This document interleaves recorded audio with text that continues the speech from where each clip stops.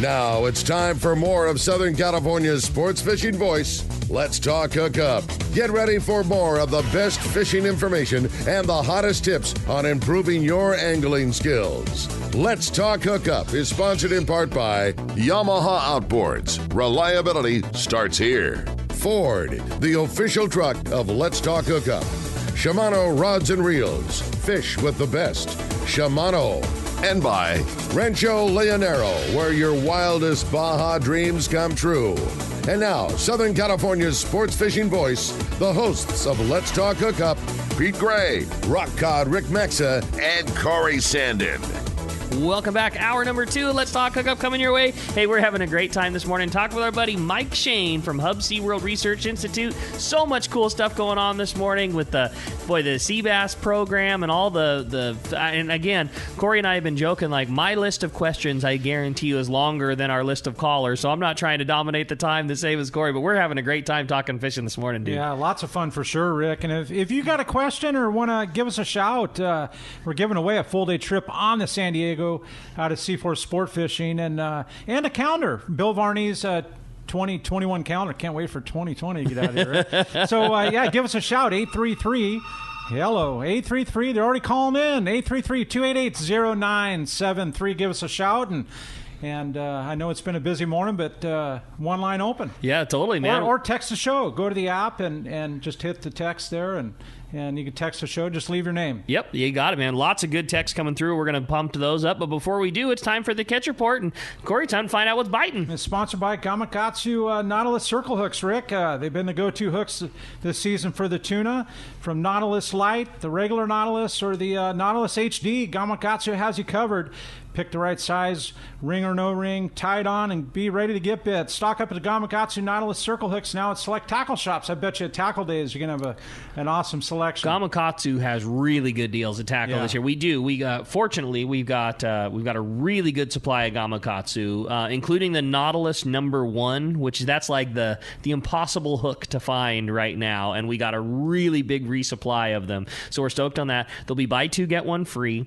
And then if you spend $25 in Gamakatsu products, you also get a really nice Gamakatsu box, like an insert style box. Yeah. And then in addition to that, any money that you spend in Gamakatsu, you take your receipt to the Gamakatsu booth outside, and once every hour they'll be raffling off one of those brand new, the G7000s. I don't know if you've seen that. That's crazy. It's a really cool tackle box, like a full size, box that you take on a sport boat that Gamakatsu came out with, and it's like a modular system. It's almost like an erector set or a Lego set. So it's this modular tackle box, but you can snap on all these different accessories like rocket launchers to the outside, or you could do vertical jig hanging on the inside, or you can do compartmentalized insert boxes. Yeah, it's a really cool box. It's easy to spend $25 on hooks. Are you kidding me? Yeah, totally. Yeah. And think about that. You're going to spend $25 on hooks to get that. You can spend any amount of money for the thing, but when you spend $25, you're getting $50 worth of them because they're all buy 2, get 1 free. My Lord, that's crazy. And it's only 2 weeks away. Totally. Yep. Yeah, November 7th. We're really excited. It's going to be a really fun time. I'm bringing down a ton of stuff. Stand by. Right on. Well, we're stoked. Well, let's start off our catch report with our private boater buddy, Captain Mark Wish of Pacific Edge is on the line. Good morning, Mark. Hey, good morning, Ricky, Corey, Mike. Great show, man. I love all that sea bass stuff. I fished those things a little bit back in the old days. We had some good fun with them. No doubt about it, buddy.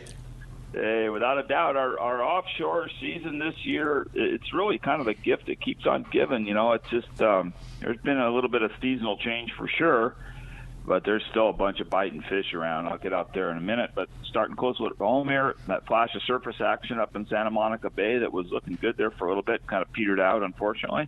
Not much on those yellows and Big Bonita that was there above Rocky towards Flat Rock like that, but still some good bass fishing along the kelp lines. And keep an eye on that deeper structure out there off of Rocky Point. As soon as a little signal of squid shows up, we're able to find some of that bigger sea bass out there in that deep water. At Catalina, it's still biting over there. It's been one heck of a season for Catalina this year. Really amazing, actually. Bonita are just about everywhere, as are the yellows that are mixed in with them. There's some little ones, and there's still quite a bit of that big fish around. And we're getting toward the time of year when that stuff, we see a little less on the surface, and you kind of starts migrating out toward that deeper water, especially when a little bit of squid shows up, which as of the moment there's no sign yet. But some of that deep structure and big yellows is fun stuff in the late fall, early winter. San Clemente Island, early in the week, the weather was kind of an issue over there for the guys trying to fish that middle of the back there, but it's nice now, and there's been some really good signal. It's mostly backside middle and mostly really good grade fish. Get ready to pull hard, guys. There's a lot of really nice ones back there. And then farther outside, another amazing, absolutely amazing week on the Big Fish Parade. It's a road trip for sure. The main area is kind of just inside the Tanner and just inside the Cortez, and kind of in that triangle between the Condom and the Tanner and the Cortez there like that. But there's just a ton of fish out there.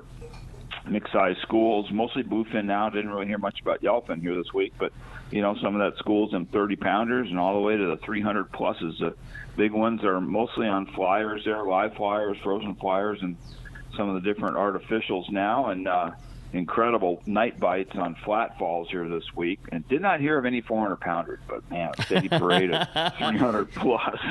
And, you brought up a really good point there about flat falls, Mark. I mean, not that that's not been an effective lure all year, but boy, this week it was, man, there were some ripper bites on the flat fall. If you are going on a trip right now and you're going to be there in the dark, whether it be on a private boat or on a sport boat, do not go without having a couple of big glow flat falls. On heavy tackle. yeah, good call. Yeah, rigged appropriately on heavy gear. We had guys coming through the shop in the morning, getting off the boat, talking about they got us all up, and every single guy had one on. You drop it in, get a bite. This guy was zipping off that, and just there was some absolute ripper bites on the flat fall this week. I saw that picture on the Royal Star website of them pulling that big one through the gate there, 3-something. What an amazing time that we are having catching fish like that in our backyard. There has been boat after boat, and it's not fair. It's not fair to not mention all of them because they've all had such good fishing. But I'll just say this because it just sticks in my mind so much. The Tomahawk came back from a trip this week. It was a 2-day, 2-day or 2.5 day. It 100% looked like a trip to the Hurricane Bank. I mean, they had all the big, the big ones, including a 330 and a 290, all the big ones tied up across the back of the boat, and then a deck load of them. Behind it, and they rounded out their limits with 30 to 60 pounders. It was just and although that one sticks in your mind, I mean, there were so many boats that experienced that caliber of fishing. It is what we always joke about. Everybody says we're always waiting for the fall to get here. Well, this is why, because we get to experience things like this. Yeah. I actually saw that picture last night when I was reviewing, and I'm just you just sit there and look in total wonder as how can this be happening right in our backyard? Exactly. My God. How is this not a 16-day?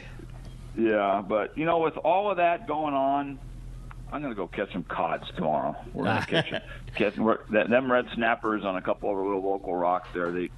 They have not been molested here for a little bit, so we're going to go thin the herd out and get a good fish fry. I like it. It sounds like a great plan, Mark. Well, we appreciate a great report as always.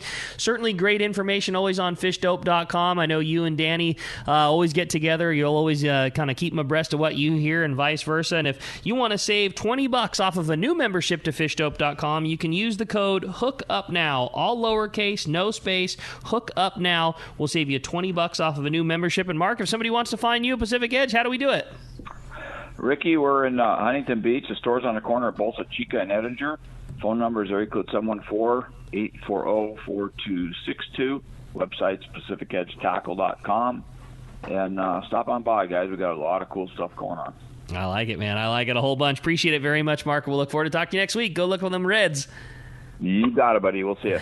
All right. Well, while we're waiting for Marcos from Seaforth to get rolling up here, we got a great text question that came through, and this is from Mario in Pasadena. He wants to know, does the grow out and the feeding of the sea bass change the predatory nature of the fish, and how do they convert from eating pellets to hunting natural forage? That's a great question, Mario. Yeah, good question. So just before I quickly forget, Pacific Edge is also a drop-off location for your sea bass heads, so make sure you stop on by and drop your head off there. Where's that again, Corey? Right on the corner of Bolsa-Chicken and Edinger. So with regards to sea bass and the pellets affect their feeding and in the wild, I mean, first of all, the sea bass, as they become adults and get older and larger, their diet in the wild changes from eating small invertebrates and crustaceans and things like that over to fish. I mean, they're considered piscivorous. So what we see even with our cultured fish is, yes, we're feeding them pellets, etc. But if they get hungry in the hatchery, they'll eat their brothers and sisters in the tank, which we try to avoid. Obviously, that's not a good thing. But when we have them in these grow-out pens, the innate response for these guys to eat fish, it's built in. And so even in the grow-out pens, while we're feeding them pellets, if small bait fish manage to make their way through the net for the pens that they're into, well, I feel sorry for them because they're going to be gone. They get smoked. They get eaten. So it's innate. So once these fish are released, and we know that fish that spend some time in these grow-out pens tend to survive and have a higher survivorship than fish that we release directly from the hatchery, in part probably because bait fish, their exposure to the sounds, the smells, whatever, is helping them get ready for the wild release.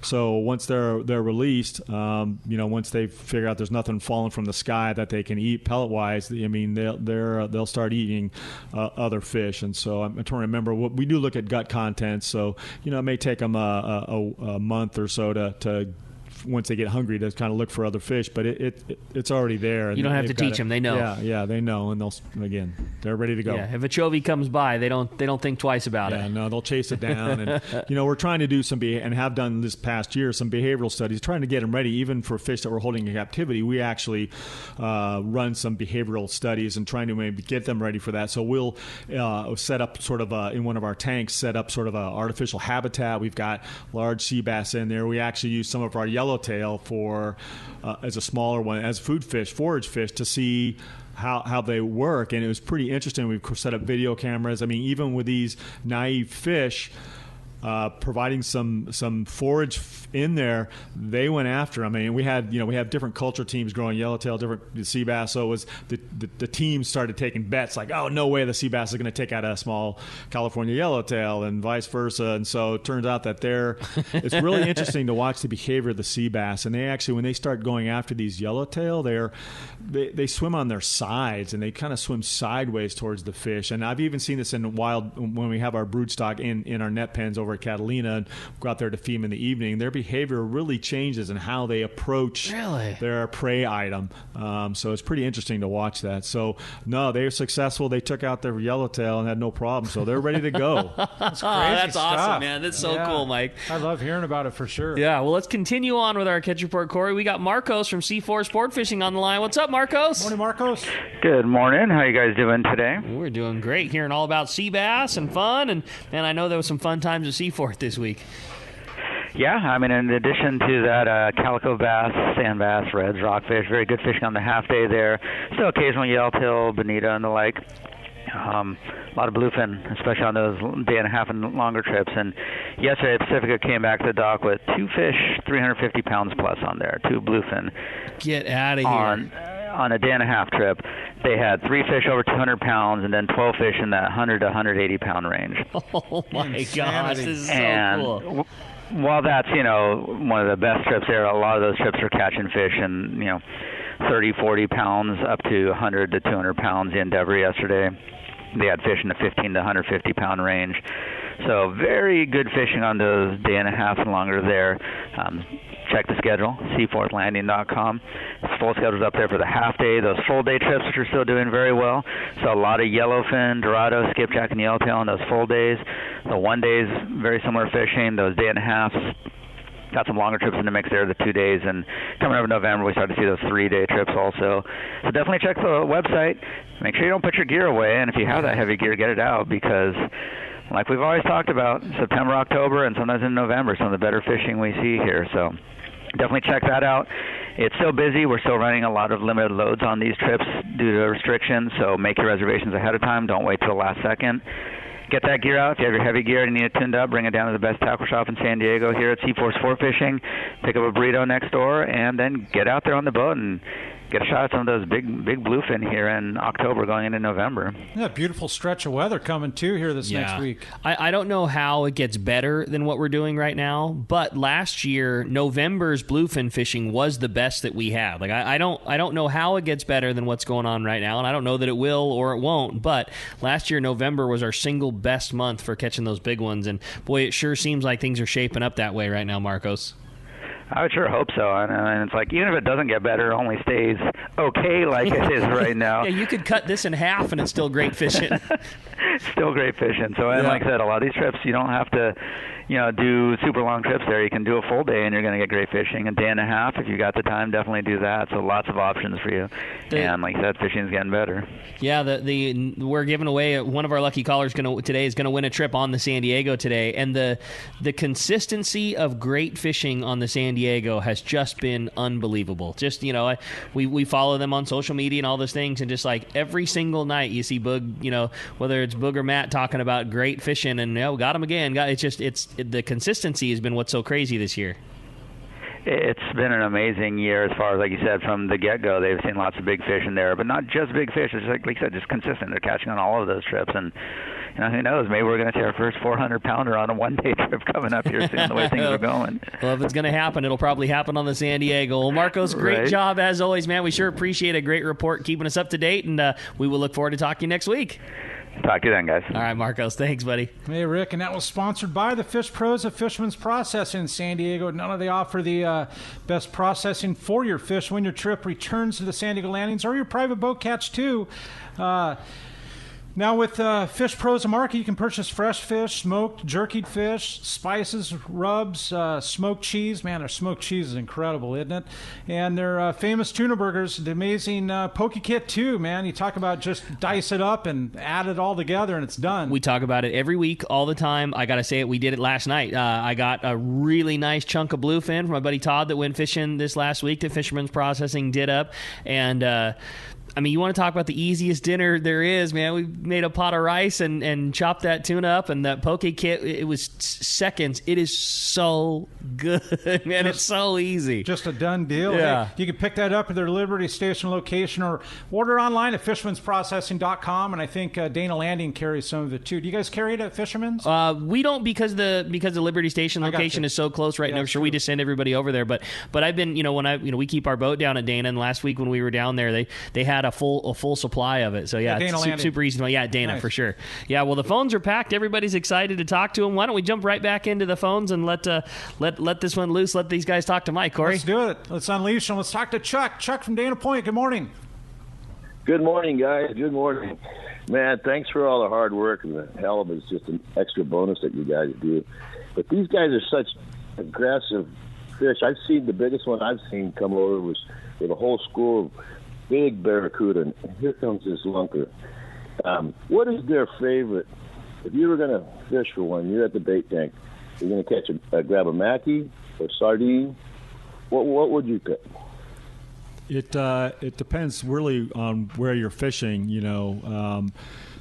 Coastal versus the islands, and along the coastline, talking to a lot of fishermen and kayak guys and people that are into the here, it seems to be a mackerel on here. If they can get they're getting inside the kelp, fly line on a mackerel. This is what you hear the guys catching some big ones at the islands. That may change it. That changes a little bit, and so there it tends to be obviously the squid seem to be the primary bait that they're fishing for over there. So again, you got to look at the environment, the habitat, and where you're fishing, and that definitely makes a difference in the type of bait that you select.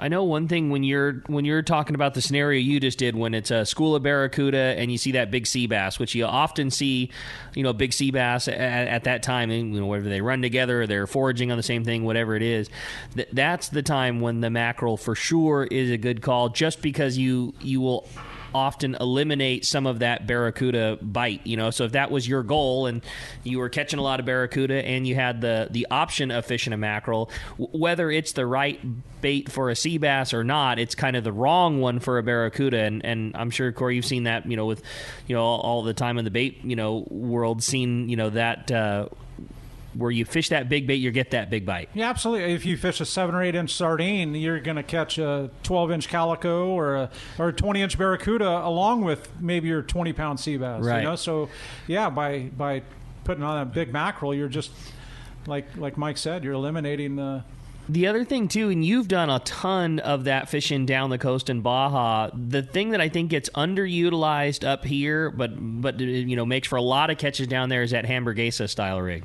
Yeah, I know. It's kind of a crazy deal, isn't it? And the Hamburguesa is just a huge crocodile or jig with a funky hooked mackerel, and it can't swim right, and it just looks injured. It looks like it's just... It looks terrible. It right? looks like there's no way. You think about sea bass, and you got to be stealthy and the light line and have everything presented just right for this, for this fish that's the ghost, and it's so hard to see and capture and all those things. And then you see what is undoubtedly one of the best ways to catch them is a big old giant hunk of metal flashing around with a mackerel that's pinned on side. Like, how on earth is this stealthy, difficult thing to capture? Like, going to eat that? And they eat it so good. I think it's a trigger, honestly. That trigger of an injured, 12-inch mackerel. It just I think if you threw out the 12-inch mackerel perfectly hooked, with a 6/0 circle hook, whatever you're going to do. Yeah. It provides much more of a challenge to catch than it does the injured, vulnerable. Sure. Crocodile hooked sideways in the back of a mackerel. Where are you going to hook it? It looks like an easy catch. Yeah, Yeah, that's pretty cool. It's a trigger, I think. That's pretty cool. Yeah. Well, Chuck, regardless, I hope you get a big one, man. And when you do, make sure to turn those heads in. You got it, buddy. I will. Hey, I appreciate the phone call very much. Another fun text came through, this one from Chuck from Orange, and he said, with the slight lack in numbers over the last few years on sand bass, curious if Mike and the team had ever considered raising sand bass as part of their program. That's a good one. Yeah, earlier, 30 years ago, we did actually do kelp bass for a little while. But with regards to the sand bass, we know that there's interest in that. That's one of the species that was, I think all the paralabrax, all the basses were on the list of consideration that the department actually provided to us some years ago of the 12 species that they would consider. So I know there's a lot of interest, obviously, in the sand bass. We know that that population and those species certainly take a good hit from all around with regards to especially fishing. So yeah, it's been mentioned to us before. I think the SAC, or the Sport Fishing Association, has also mentioned that's one of their favorite species that they would like to see done as well too. So it's certainly on the list. That's cool. It's very interesting. Cool. I mean, hey, whether it's sea bass or halibut to join that or sand bass, it's just all a positive. And to have Wayne and CCA involved and helping the release and the whole deal, it's just nothing but positive. Yeah, that's rad. Well, let's jump back into the phones. They are packed. Everybody wants to talk to Mike. Let's do it. Let's talk to Steve. Steve, welcome to Let's Talk Hookup this morning. Hi, Steve. Good morning, gentlemen. Excellent show, as usual. Very interesting. Thanks for coming in, Mike. Thank you. I've got a question. I've got a 16-year-old daughter who's expressed some interest in biology and more specifically oceanography, and just wondering, she's 16, what's the best avenue for her to get her feet wet as far as, say, like volunteering, or does the Institute ever host open houses, et cetera? Wow, great question. Yes, we have. Thank you. We actually have had open houses in the past. Nothing planned right now. And again, obviously with the COVID, we had a team of volunteers, especially at the hatchery, and unfortunately we've stopped that for obvious reasons, and basically have reduced back only to our essential staff. So until things clear up, and I think this is a way not only with our organizations but a lot of organizations with getting volunteers, it's unfortunately a really challenging time. So but normally we would take volunteers, and that's definitely one of the suggestions I give to anybody that's looking to get into the field biology, marine biology in particular, because it is competitive, and there's a lot of different avenues you can take. So what are you interested or passionate about? If you want to work with dolphins, we're not at least for the hatchery where to come, but if you want to try fish, or you think you're interested in fish or whatever, it's a good learning experience. Even engineering, I mean, the systems and what we employ is pretty interesting. But Yeah, I mean, trying to volunteer and find those opportunities, because if you're really passionate about it, you'll get noticed and people will pick you up, and that could eventually lead to opportunities, obviously, to go to school, opportunities for jobs and employment, et cetera. So I mean, we've hired people that have started as a volunteer and could see the passion, see their dedication, and they moved over into a paid position. So obviously, this is an unprecedented time, but volunteer. That's the best road to getting your foot in the door. Yes, exactly. I mean, and for you to get a feel, is this something I want to really do? Am I passionate about it, or I hate the smell of fish, or that's slimy? I don't want to deal with that. But that's the best way, and way I always encourage. And again, I know that this is a different year, but in a normal circumstance, what do your hopeful next generation of marine bio, what are the things that they do as volunteers? I mean, is it collecting? Is it sweeping the floors? Is it feeding the fish? Like what kinds of things do the up and coming So at the hatchery, I mean, it can vary. I mean, I've had people volunteer for me doing field work, so they can help out with the sampling that have been doing in the field, so they get to see a large assortment of wild fish, and identifications is something they want to do, and sort of being more of a fisheries ecologist. When they come to the hatchery, they're working in usually multiple systems, so they're actually getting to feed fish, clean tanks. And see the process depending on where we need the help, and that'll depend on obviously the age. Minors, we have to be more cautious and conscientious of how we bring them into the program, but generally, I mean, they're doing wherever we need the most help, and it can vary. I mean, they help us loading tanks for transport or wherever they're needed. So get a lot of experience that way. That's awesome. Such good information. Great question. Hey, we're going to be right back on Let's Talk Hookup. Want to give us a shout? 833-288-0973. We're giving away a full-day trip on to San Diego out of Seaforth. We're going to be right back on Southern California's Sport Fishing Voice. It's Let's Talk Hookup on the Let's Talk Hookup app and radio network. This is Captain Art Taylor of the Searcher. 2020 is the golden anniversary of Cape Polaris and Searcher. Come help us celebrate 50 amazing years in sport fishing. Searcher has a great crew, awesome food, air-conditioned cabins and galley, and an RSW system to preserve your catch. Our 2020 schedule is available now, so this is a golden opportunity to make your reservation online at searchersportfishing.com or call Celia or Callie at 619-226-2403. Get ready for the largest outdoor sale in our history. Saturday, November 7th, it's Tackle Day at Fisherman's Landing in San Diego. Hi, this is Doug Kern, and we are pulling out all the stops on this one with discounts from 20 to 60% on hundreds of items. Just listen to this list of vendors: Accurate, Aftco, CalStar, Costa,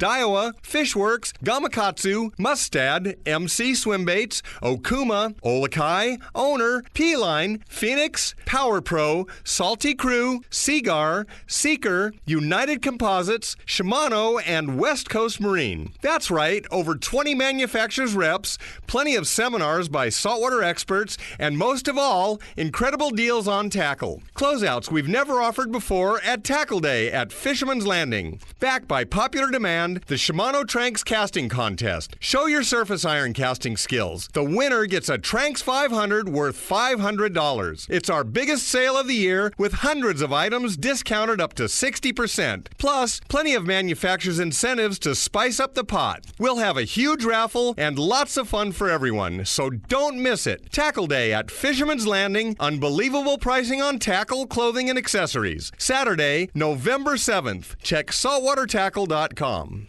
It's another innovation from Seagar, the proven leader in saltwater leader material. Introducing new Gold Label Leader. It's Seagar's thinnest leader material yet, 18% thinner and 17% stronger than any other Seagar leader. That means it's even less visible underwater and creates more natural presentations for better catch rates in clear water and on leader-shy fish. New Gold Label is made with exclusive Seagar fluorocarbon resins in a double structure process which provides exceptional knot and tensile strength. Yet it's soft and cinches easily for fail-safe knots. Get Seagar Gold Label at your favorite tackle dealer or learn more at seagar.com.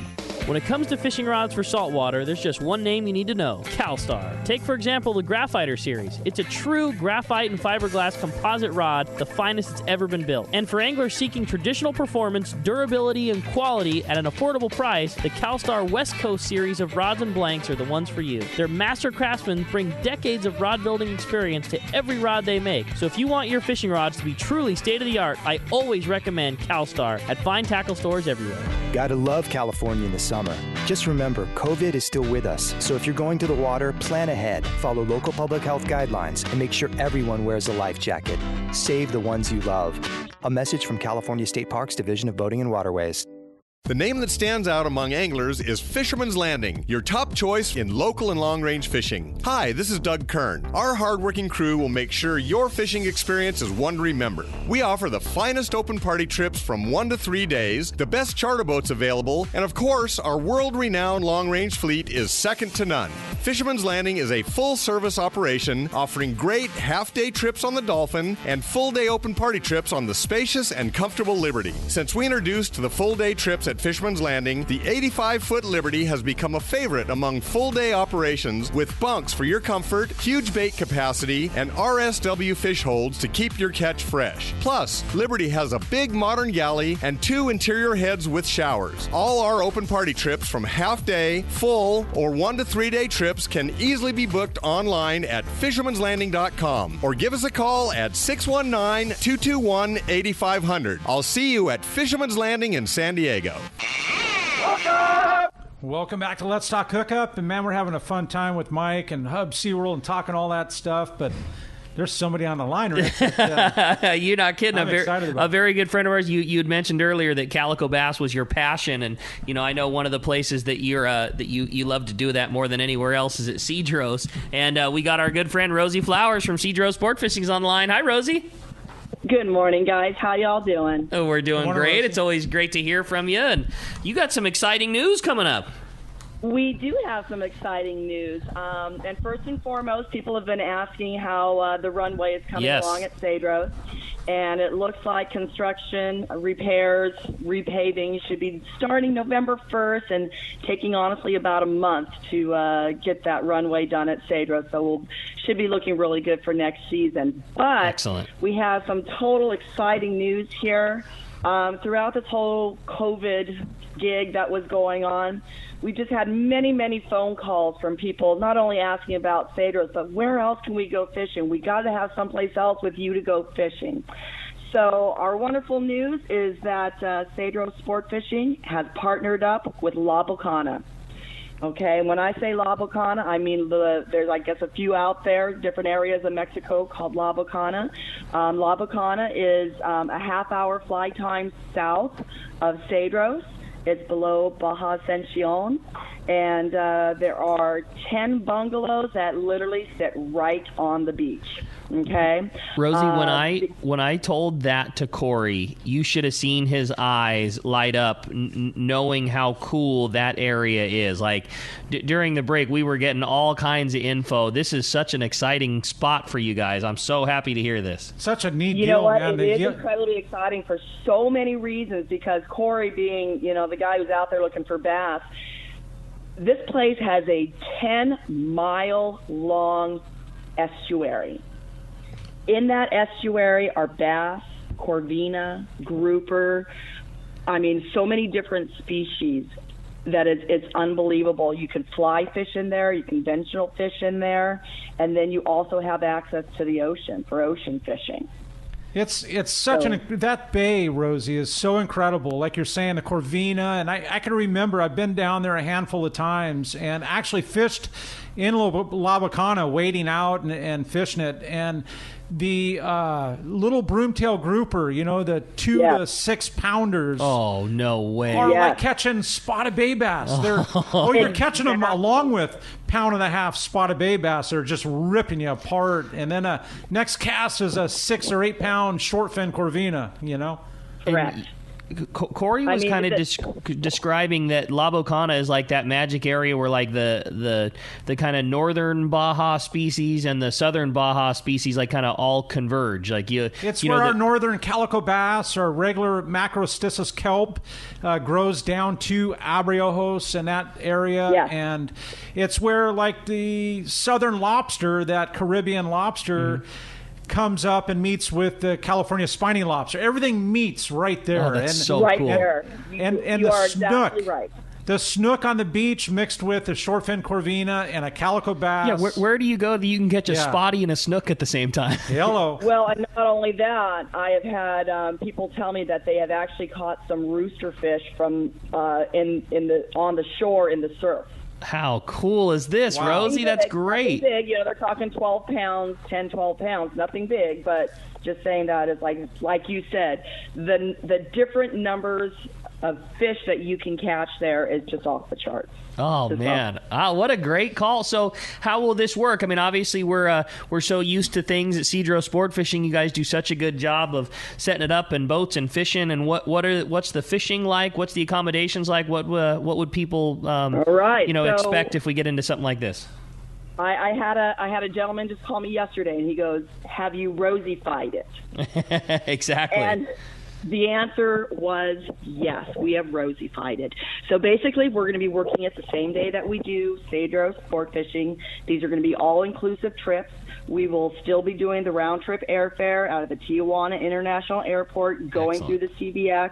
I will be taking care of your round-trip passes there. We have the same concierge service through the Tijuana International Airport. I hold your hand on this side of the border. They're going to hold your hand on that side of the border. We have ground transportation. Now, here we go. We got a 2.5-hour flight to La Bocana. We actually fly into the landing strip at Abriojos, which is, just a few miles south of La Bocana. We will have our van, and we have a beautiful, awesome crew at La Bocana that will be picking you up from the airport, taking you up to La Bocana. So again, you don't worry about anything. We've got you from our door to their door. It includes your that's so close, Rosie, because when you drop into Abriojos, you literally, within a few minutes, you're driving along La Bocana. So you're literally probably only 15 minutes, I'm guessing, from the airstrip? You nailed it. It's like 12 minutes. It's like 12 minutes. So there it is. So this is a way of basically eliminating a 15-hour Baja trip. You snap your fingers, and you're picked up in a beautiful van fishing right in the zone. Ricky, you nailed it. You nailed the 15 hours. When, to get down there, drive time is just ridiculous. To get down there with Cedro Sport Fishing is fantastic. Oh, man. This is so cool, Rosie. Cedros, this is going to include breakfast, lunch, appetizer, dinner, the fishing, waters. It also includes fish processing. Let me give you a little bit about La Bocana. La Bocana is owned and operated by the Lobster and Abalone Co-op of La Bocana. So when we're talking meals, you know what we're talking about. We've got fresh seafood. I like it. The cook that is now, gosh, I'm getting ahead of myself here, but the cook at La Bocana takes care of all of the bungalows. Like I said, there are 10 bungalows there, 2 per room. We do have some bungalows that have 1 per bungalow, but right next to all these bungalows is a beautiful restaurant with a full bar.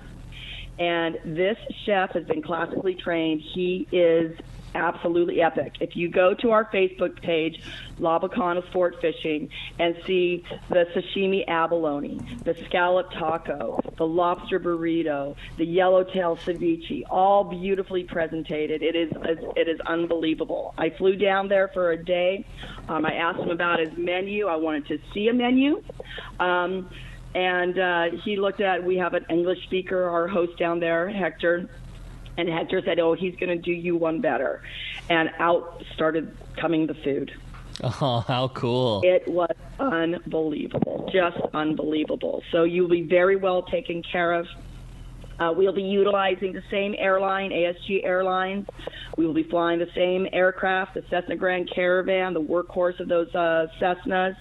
Same thing, just limit yourself on maybe 3 or 4 rods per person, tackle and clothing. That way you guys can come back with some fish. But here's what we did. We wanted to give everybody a little taste of what we saw when we were down there. So we have actually got trips going down there in November. Now, I know the November this year. Oh, yeah. All right. Because fishing is on. The fishing season down there is like August to December. So fishing is going off right now. I mean, right now they're catching yellowtail and grouper and calicos. They're actually catching a little bit offshore. They're catching marlin, bringing marlin in off the pongas. There you go. How's that? Crazy. Dorado, yellowfin, Sierra mackerel. But we decided to put a few trips together. We got a November 1st through 5th trip that I know is just a week away, so we decided to discount that trip for Let's Talk Hookup to $19.50 all-inclusive. That's crazy, Awesome. Rosie. 1950, and we get so many callers, Rosie, as you know, that ask about grouper. Even Right. when you're on the show or Jeff, they just want to know about grouper. And this region is known for its grouper fishing. There's so many high spots, like so close to that La Bocana, like very close, within between a mile and 10 miles of the harbor. Absolutely. For grouper fishing. I have a page open in the Baja Catch. It's a book that was written years ago, but it shows all the reefs out there. And every single reef is grouper. Oh, how exciting. Kelp bass, calico bass, spotty bass, sand bass, but giant sea bass, but every single one of them is grouper, and even in that estuary is grouper. So again, you said 1950. It's all inclusive. That includes the flight, the meals, the fishing, everything you talked about, everything that Cedro Sport Fishing was known for. And again, Rosie, when is that trip? That trip is November 1st through 5th, and I also have 3 other trips behind it, the 5th through the 9th, the 9th through the 13th, and the 13th through the 17th. And just, look through our Facebook page, La Bocana Sport Fishing. Give me a call. I'll give you all the information. Phone number here is the same as we have at Cedros. It's 619-772-7570. You can message me on any of our Facebook pages. You can email me at rosie@cedrosportfishing.com. But here's the scoop. One more thing is when we were down there and I started talking to people about it, everyone was excited. I literally had charter masters begging me to do this for next year. So we will be booking probably August through December next year with La Bocana. I got charter masters that are actually picking their dates now. Corey would love to have you fish with us. Sounds like a really cool thing. Yeah, and it's like, let's go fishing, guys. I'm ready for 2021, but let's finish out 2020 strong. Great call. And honestly, outside of the harvest side, the grouper and the yellowtail and all that stuff, what you mentioned, it just went over so quickly. I want to say it again with the fly fishing and the recreational guy that just wants to go light line and have fun in the bay, where you're literally, you might be on a boat, but you can wade it knee deep and catch those 2 to 6, 8 pound. I think we caught them up to like 10 or 11 pounds, the broomtail and the shortfin corvina, and it's loaded with halibut. It's a fly fisherman's dream, I'm telling you. I want a lead head, a 5-inch Viejo, and my bass rod. That's what I want to do all day. That sounds so cool, Corey. A lot of fun, Rosie. Yeah. Rosie, great job. We're really excited. It sounds like a perfect destination and something we can participate in even this year, which I think was such a great move because, like you said, there's a lot of us that had trips that weren't able to go this year and maybe got an extra couple bucks because your fishing trip canceled. What a great opportunity to get in on what could be a slow time of year otherwise. A great destination. One more time, give us the phone number if somebody wants to take advantage and go fishing with you. All right, you guys, give me a buzz, 619-772-7570. You're the best, Rosie. Congrats. I'm glad to hear it. Sounds like it's going to be a winner. I can't wait to come check it out. Got it. Thanks so much, guys. Really appreciate it. Have a great weekend. All right, Rosie. That's Man, cool, Corey. Oh, are you kidding me? I mean, you can hear the excitement. I've been down there a handful of times, and it's just what she's putting together is pretty cool. And how nice that you can get there at a snap of a finger. Right? You know what I mean? You jump on a plane, you're picked up, the food, just they take all the planning out of it for you. You just need to show up with your rods. 30 minutes further than Cedros. I love it. I love it. That's cool. Well, the phone lines are absolutely packed up for Mike. Let's jump right back into them. Let's talk to Brian. Brian Combe from Wildemar. Hey, welcome to Let's Talk Hookup, Brian. Hey, Brian.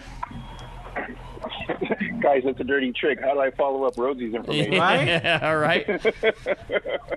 Oh, man. Mike, great talking to you. Let's get back to the show. I'm wondering if they transplanted Atlantic strain bluefin over here in California as big as these bluefin are getting over here.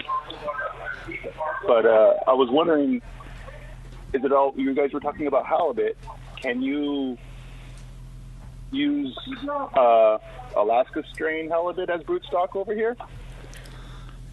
No, I mean, well, when we say the Alaska strain, that's called the Northern Pacific halibut versus the California halibut, and for the work that in the research that we normally do, we're obviously selecting local species, and that would be sort of an exotic.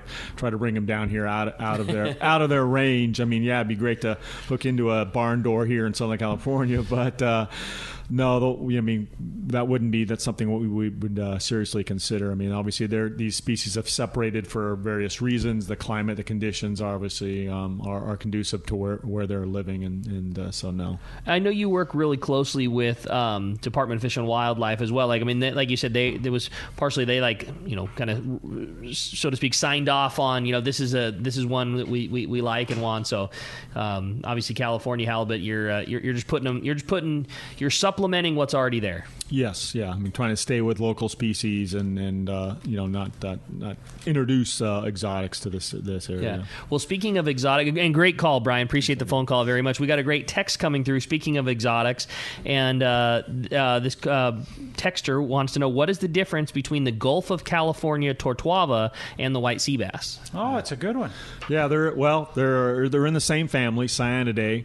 They're croakers. So the difference being what we know is that obviously totuaba get larger. They're more estuarine than the sea bass, so we know that they have to come and they have typically used the upper Gulf and the estuaries there for their young of the year. Sea bass basically are more coastal, pelagic, and run around here, spawning offshore. They don't really come into estuaries. At least that's in modern times. They may have done that in the late 1800s, but we just don't have that ability for estuaries here in Southern California. There are other distinctions with regards to their morphology. The tail on a sea bass is truncate, where it's just flat, whereas on a totuaba, it comes back at an angle or comes out to a point. There's some other distinctions, like on a sea bass on their pectoral fin, their pelvic fin, there's a black spot on there. The totuaba don't have that. So again, they're similar, probably in the way they taste. It's just that they get larger. It's the largest cyanid. The totuaba are the largest cyanid in the eastern Pacific here. They again stay in the upper Gulf. Although I saw the record that was supposedly landed south by La Paz area. I think if I saw that correctly from the beach.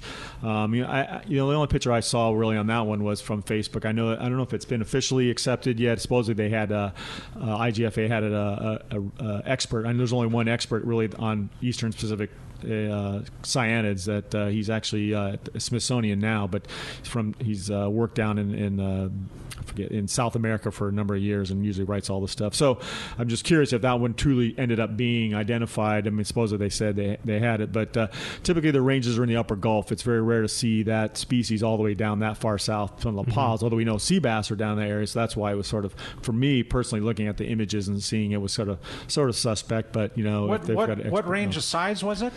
The potential record? I forget. It was I mean, like in the 60. Yeah, in the 60 pound range, I believe, somewhere in there. Yeah, it wasn't the it was the line class record. I gotcha. Because they do get like 100 pounds, right? The 12, yeah. They get so they get over excess of that, like jumbo. Yeah. So they may get close to 200 to 300 pound size, possibly. Yes, yeah, up there, a couple hundred pounds. That's crazy, huh, Rick? Yeah, wild. I think 83 pounds was the potential one. Yeah. Wow. I think the record prior to that was also caught by I think maybe a last name was Baumgartner. That the current existing one was also caught. The line class was down in Baja. I mean, Bill Ernst has the largest recorded. I mean, Spear wasn't hook and line, but the largest record was also came out of the Gulf for white sea bass. That's incredible. Awesome. Yeah. I can't help but think, Rick, I got to mention Del Marsh because we talk about Baja and white sea bass and Abriojos, and the first thing that comes to my mind is Del Marsh. Totally. I'm sorry. Yeah. No, I love it. Fishing sea bass off the beach. Yeah, I know it. I miss her, Del Marsh. Yeah, no doubt. Well, great call, Brian. Let's jump right back into him, Corey. Let's do it. Mitch and Santee, welcome to Let's Talk Hookup. Mitch, good morning.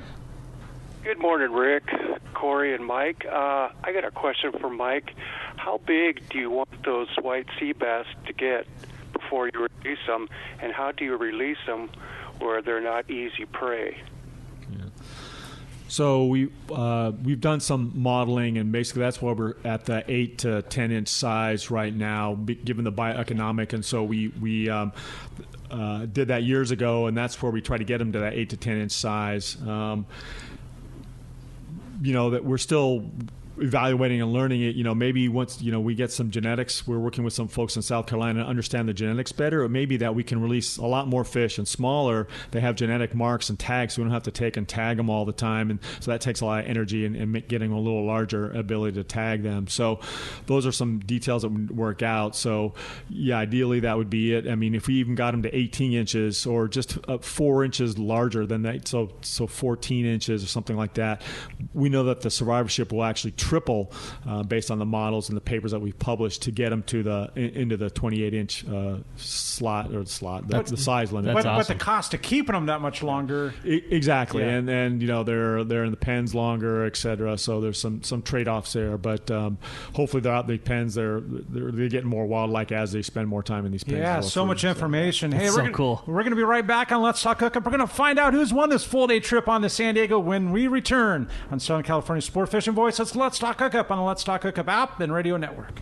For your next trip, who needs travel insurance? You do. This is Bob Dawson from Dawson & Associates Insurance Services. We guarantee the lowest prices on all travel insurance plans with 6 companies and 122 different policies. These plans will include trip cancellation insurance, medical, medevac, baggage loss, and rental car coverage. Please call me at area code 619-990-3068 or visit us at safariglobaltravel.com.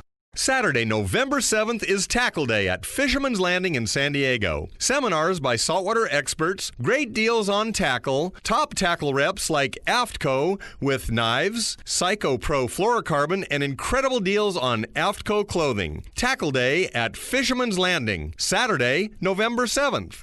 Lobster season is here. It's time to gear up with the best in the business. Promar, based in SoCal. Promar knows lobster and makes everything you need to catch these tasty critters. The Promar guys are hardcore lobster fishermen and have all the styles of hoop nets, including the new Ambush XL Heavy, 14-pound, 36-inch rigid hoop net, the largest allowed by law. Visit Promar on Facebook or on the web at promarnets.com. Fifth Avenue Insurance has a new name. It's Snap Insurance, still providing anglers and boaters with the best in boat insurance and the lowest rates. The experts at Snap Insurance will make sure your boat and property are covered right. Traveling to Mexico? Snap has you covered. You can even work with your agent to wrap your home and auto with your boat policy to save even more. Call them for advice on your current boat policy or any of your insurance needs. Snap Insurance, 800-527-6617 or snapins.com. That's SNAPPINS.com. Your vacation bucket list can't be completed without visiting the Katmai Lodge, Alaska this summer. A world-class wilderness fishing paradise on the banks of the famed Alagnak River. Get in the action, fishing for all 5 species of Pacific salmon, king, sockeye, chum, coho, plus trophy-sized rainbow trout. Arctic grayling in Dolly Varden, both in the Alagnac and nearby waters. Katmai Lodge's Coast Guard and CPR certified guides are fly fishing fanatics and know how to help you reel them in, ensuring your days are fish-filled while you enjoy freshly prepared snacks and barbecued lunches on the river. Back at the lodge, enjoy fireside appetizers and refreshments each afternoon. Delicious dinner prepared by the lodge's exceptional chef. Take a quick fly-out trip to Brooks Falls in Katmai National Park for world-renowned bear watching. And check out our trout fishing specials at katmai.com. That's KATMAI.com. Katmai.com. Welcome back to Let's Talk Hookup, and one lucky caller today wins that trip on the San Diego to Seaforth. That's Steve. Steve from Fallbrook. We left the lines lit up, literally. Man. And Tex as well. I was so bummed. Mike, so popular. We love having you on here so much. We stranded so many callers and so many texts that we just weren't able to get through it. Crazy not how enough, quick it goes by. Not enough time, man. We need to have you back. Thank you. Yeah, I appreciate the opportunity. I'd love to come back and continue to educate your listeners. And if you want to get more information about our organization, please feel free to stop by our website at hswri.org. Review our programs. Again, we are a 501c3 nonprofit, so consider making a donation because every little bit helps us. And certainly during this challenging times, as it is for a lot of people, it would definitely go a long way to help. I love so much the program, support so much the program, and love the other things that you guys are doing. Not only just working with sea bass, but all the aquaculture projects, the addition of halibut, the potential addition of other things down the line, the fact that you were reviewed from an independent source, and just everything has come back positive, and we love it, man. You guys are really working for us. Yeah, thank you, and we'll continue working for you, and not only aquaculture, certainly your sustainable seafood is one of our largest programs at our organization. We also do stuff with wildlife populations and animal behavior and ocean health. So, there's a lot that's going on. Yeah. And so stop by our website and check it out. We just need to figure out how to get more sea bass and less sea lions. Yeah. We'll work on that. Mike, that was great, buddy. Thank you very much. Thank you. One more Appreciate time, it. what's the website if somebody wants to keep in touch with everything going on with Hubs? Yeah, so it's just our acronym for Hubs SeaWorld Research Institute, so that's hswri.org. Awesome. Great job, Mike. Appreciate it very much. Appreciate you. Appreciate all the help today. Adam on the phones. Thomas taking such good care of us as he always does behind the mics.